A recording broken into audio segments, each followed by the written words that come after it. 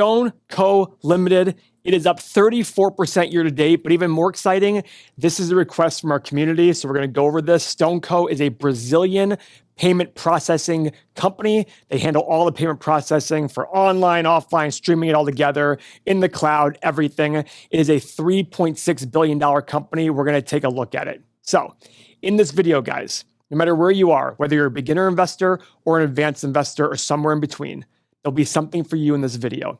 And the further you watch in this video, the bigger the nuggets you'll get from it. We're going to go over some high-level metrics about the company, some analyst estimates, of course, our famous 8-pillar process, and then we're going to go some bull and bear cases from people in our community, okay? And we're going to finish it off with probably the question you're asking, which is, what's the right price to pay for the stock? We're going to use our stock analyzer tool to figure that out. So guys, let's go in there. Let's figure it out. Let's go start with our high-level metrics. So again, $3.55 billion company.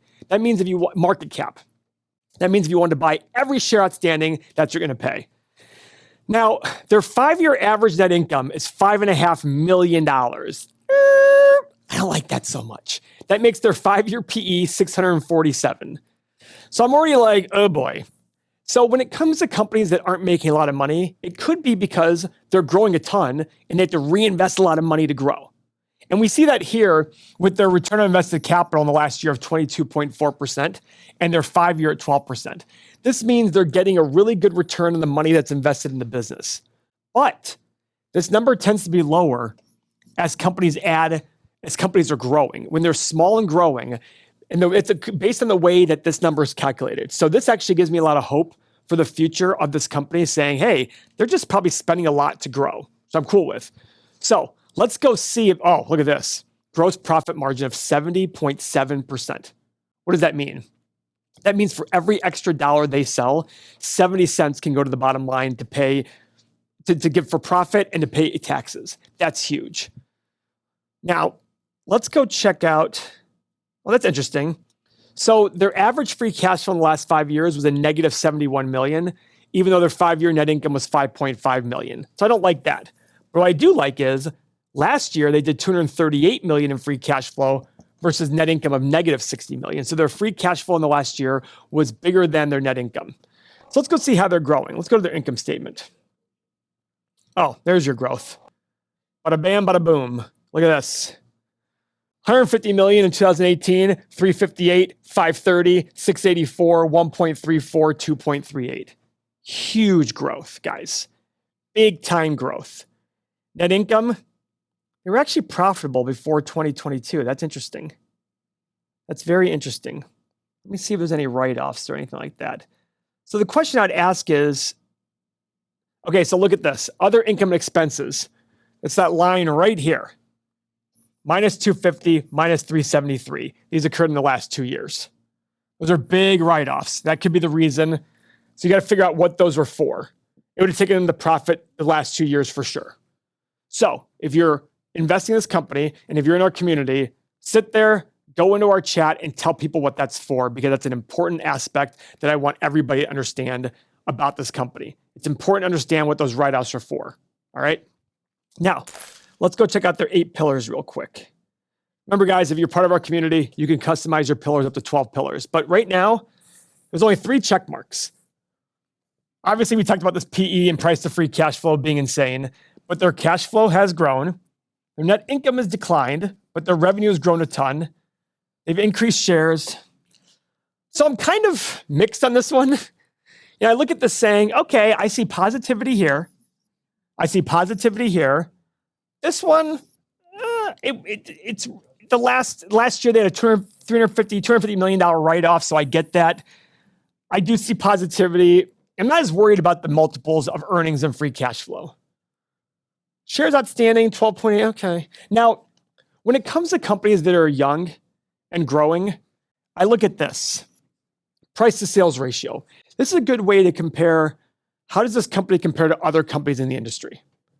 So these guys do credit card processing. Find a company that's like them. I don't think PayPal is like them. Let's see what PayPal sells for, because PayPal's gross margin is a lot lower. They're 48%. But if you look at PayPal, their gross margin's a lot lower and they sell for a much higher price to sales ratio. Okay, that could mean something. In Brazil, is this company the go-to company? I don't know. I really don't know, but these are things you must be asking before you invest. Let's go check out analyst estimates. Analysts are expecting them to make 84 cents a share this year and $1.12 in 3 years. Not a lot of growth, but could it be because they're growing so much and reinvesting a lot? Well, let's see what their revenue growth numbers look like. Actually, not very good. Analysts are not expecting good growth numbers. Now, keep in mind, analysts have their biases, whatever the word is pronounced. So keep that in mind when looking at it. They don't want to be different from the crowd. This does cause an alarm for me because usually analysts want to get business. Their firms want to get businesses from small companies. So who knows what's happening there? I don't like that very much. All right, let's go check out our community and see what people are saying about Stone Co. Because this was a requested company in our community. A lot of engagement. All right, Alexander 13Y says they have a good ROIC. They're going to stop paying dividends. They're considering a share repurchase program. Bear case. Their debt is about $910 million, and their 5-year free cash flow is negative $71 million. Yeah, but their last year's free cash flow was $240 million. Okay. Wicked Willie said grew revenue net income by 28% a year, 28% year over year, driven by 32% growth in financial services. Bear case, the company's Brazilian to account for country risk in your cost of capital as well as political stability. I don't know anything about Brazil politically or anything like that. That's probably why I would personally stay away from it, but it doesn't mean you should. For me, I'm here to teach a process, and part of that process is understanding political risks. I actually feel much more comfortable with China because I feel like China is such a big player in the international financial community, so I'm okay with that kind of risk. There's a lot of competition in this industry in Brazil as they're competing against Mercado Pago, the payments processing component of a huge company, Mercado Libre, and Nubank. So there's a lot of competition for them. That's a very valid point. So Chris writes, Brazil not long ago conducted more than 50% of total retail transactions with cash. The government required broader use of credit cards, and now retail transactions are less than 30% of cash. There's growth for credit cards in Brazil still. So his argument is, listen, everything was cash before, or half was cash, and now more and more is happening with credit card. That is a positive for the company. But I guess I'd ask them, why are analysts only expecting basically flat revenue growth? That's a concern. Currency risk. The country's currency has not had favorable comparisons to the US dollar. Brazil recently went through terrible inflation, and their interest rates are around 13%, while inflation is settling near 4%. Interesting. Base case, this credit card company has stagnant growth. Profit margins don't improve, resulting in great comments, Chris. Okay, so Chris, we're going to send you a shirt. I think you actually emailed me for a shirt recently. Was that Chris? So Chris, we're going to send you a shirt. Thank you very much. Can we put the shirt options up here? So we're going to send Chris a shirt as a thank you for his great comments here. Wow, more comments from Chris. So Petro was saying they're basically like the Square of Latin America. I believe Buffett is invested in them too. Let's see if that's true. Okay, so Berkshire investment in Stone Co. Oh. Berkshire currently owns around 4% of Stone Co's outstanding shares, but obviously that's a small position. It's $100 million or something like that, $120 million. All right, and that's from March of 2023. All right, so that's a bull case. Warren Buffett owns part of the company. Very small piece, though. All right, guys, so thanks very much, Chris. Again, we're going to send you a shirt as a thank you for doing this. And email us with your address and telling us what shirt you actually want out of the ones that we listed before. All right, so the question we're asking ourselves now is, what's the price to pay for Stone Co? So guys, before I get into the Stock Analyzer tool, I want to tell you a story. And I have some exciting news. So a few weeks ago, one of our most active users emailed me and said, hey, Paul, I have some advice for you. He gave me great advice. He said, before, when you were charging $30 or $40 a month for the software, I wasn't really sure if I wanted to sign up. And he said to me, I realized how crazy I was now that I didn't sign up. He said, then you go for the $7 for 7 days. And I signed up. I was like, okay, it's only $1 a day. Let me try it. But he actually suggested this to me. He goes, Paul, the software is so awesome. You need to offer a full free trial. And at first I was like, well, that's crazy. But then I read a book that suggested the same thing. I said, you know what? This is what we're going to do. So guys, we're now offering a full 7-day free trial, full access to the entire software, the community, all the tools there, all the tools here. In fact, I'm so confident you're going to love the software. Guys, no credit card required to even sign up for the free trial. You couldn't even give us the money because it's programmed to not take any money to sign up for the free trial. So go sign up, completely risk-free. Go engage in the community, go use the tools. I'm so confident that's why I'm giving it to you. So go check it out, everythingmoney.com/sign up or the link below. All right, so now let's do our analysis. So guys, I'm gonna do a 10-year analysis here on our stock analyzer tool. Remember, you can do up to 20. So I'm gonna start with revenue growth. Now, as you can see, their ROIC is increasing significantly, which is gonna help me in the future, but their revenue growth right now, even though it's huge, analysts are thinking it's gonna be slow. But let's be a little more. That's why we do a low, middle, and high.